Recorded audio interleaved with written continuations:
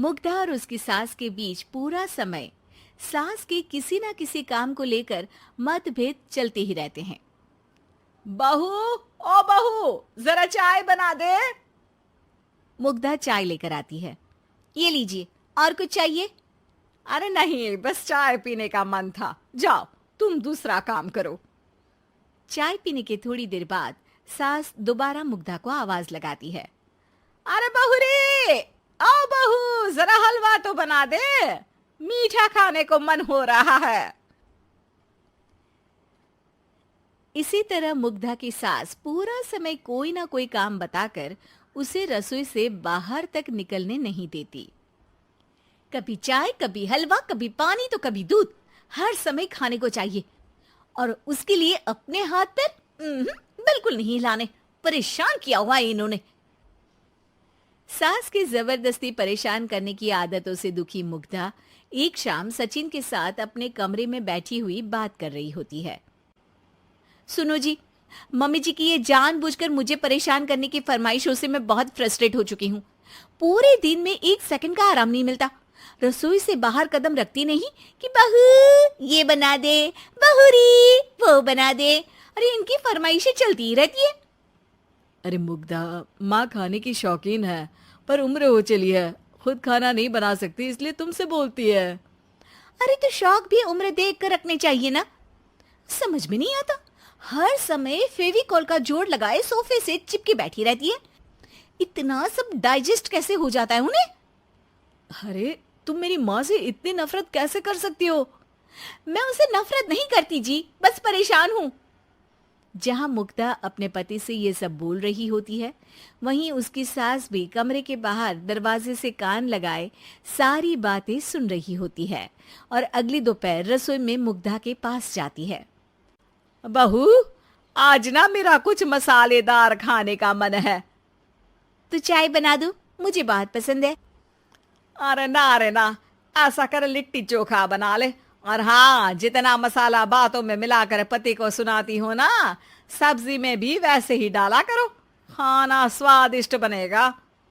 सास की बात सुनकर मुग्धा हैरान रह जाती है। मतलब अब पूरा समय मुझ पर हुक्म चलाने के साथ बंद कमरे में हुई पति पत्नी की बीच की बातें भी सुनती है? अरे बात जब मेरी थी तो सुनने में क्या दिक्कत है? ये कहकर सास वहां से चली जाती है। अरे अब तो हद पार हो गई, इस तरह से तो ये मेरा जीना मुश्किल कर देंगी। मुग्धा सास की हरकतों से परेशान उसका हल सोचने लगती है और इसी तरह कुछ दिन बीत जाते हैं, जिसमें सास का जन्मदिन आता है। मुग्धा बहुत खुशी के साथ अपनी सास को एंड्रॉइड मोबाइल गिफ्ट करती है। मम्मी, आपको सबसे बात करने के लिए बहुत दिक्कत होती है ना, कभी सचिन तो कभी मुझे बोलना पड़ता है, पर इस मोबाइल से आपको कोई दिक्कत नहीं होगी। एक जगह बैठे बैठे बहुत कुछ कर सकती हैं अब आप। मोबाइल देख सासू माँ खुश हो जाती है, पर उसे इस्तेमाल करना तो आता नहीं, इसलिए साइड में रख देती है। जिसे देख मुग्धा घर का सारा काम छोड़ मोबाइल सेट कर सास को इस्तेमाल करना सिखाने लगती है, जिसके बाद अब सास पूरा समय मोबाइल में ही लगी रहती है। हाय, जब से मम्मी को मोबाइल मिला है मेरी लाइफ में कितनी शांति आई है। अच्छा है, इसी तरह बिजी रहे तो मैं भी सुकून की जिंदगी जी पाऊंगी। अब मुग्धा जब मन करे काम करना, जैसा चाहे वैसा खाना बनाकर खाना, पूरा समय रिलैक्स और खुश रहने लगती है। क्या बात है, आजकल तुम बहुत चहक रही हो। अरे मम्मी जी से छुटकारा जो मिला है, अब ना फरमाइशें ना छुप छुप कर बातें सुनना। अच्छा, तो मोबाइल गिफ्ट करने की ये स्कीम थी। इसी तरह दिन बीतते हैं और अब मोबाइल पर लगी सास फरमाइशों की जगह सवालों के लिए बहू को आवाजें लगाना शुरू कर देती है। अरे बहू सुन तो, देख जरा किसी का फोन क्यों नहीं मिल रहा? रिचार्ज खत्म हो गया है, पर अभी 4 दिन पहले ही तो मैंने किया था, इतनी जल्दी कैसे खत्म हो गया? अरे मैंने कल तेरी कनाडा वाली मौसी सास से 3 घंटे बात की थी ना। क्या? इतना महंगा तो मोबाइल भी नहीं आया जितना महंगा इसका रिचार्ज पड़ रहा है। इसके बाद तो जैसे मुग्धा के दिन के 24 घंटे में से 20 घंटे सास के पास उनके मोबाइल रिलेटेड प्रॉब्लम सॉल्व करने की ड्यूटी ही बन जाती है। अरे मुग्धा, ये मोबाइल में अचानक तेरी मौसी सास की शक्ल क्यों दिखने लगी? और ये तो हिल भी रही है। मम्मी, ये गूगल डुओ का वीडियो कॉल है। इसमें आप बात करने के साथ एक दूसरे की शक्ल भी देख सकती हो। अच्छा, ये तूने मुझे पहले क्यों नहीं बताया? अब बताने के लिए पहले नहीं बताया। इसी बीच सचिन भी वहां आ जाता है और सास अपनी वीडियो कॉल में बिजी हो जाती है।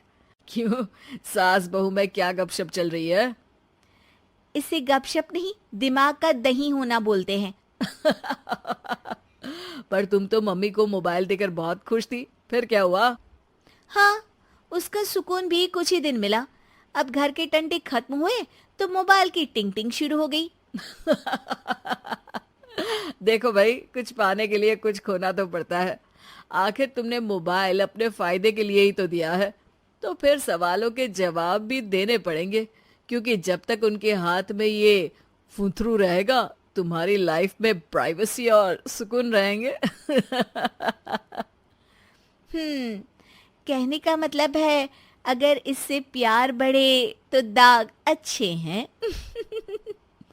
अरे मुझे पहले दिन से ही पता है मोबाइल किस मकसद से दिया गया है। भूलो मत, इससे पहले मैं बातें ही सुनती थी। सास की ये बात सुनकर मुग्धा शॉक में और सचिन हंसता रह जाता है।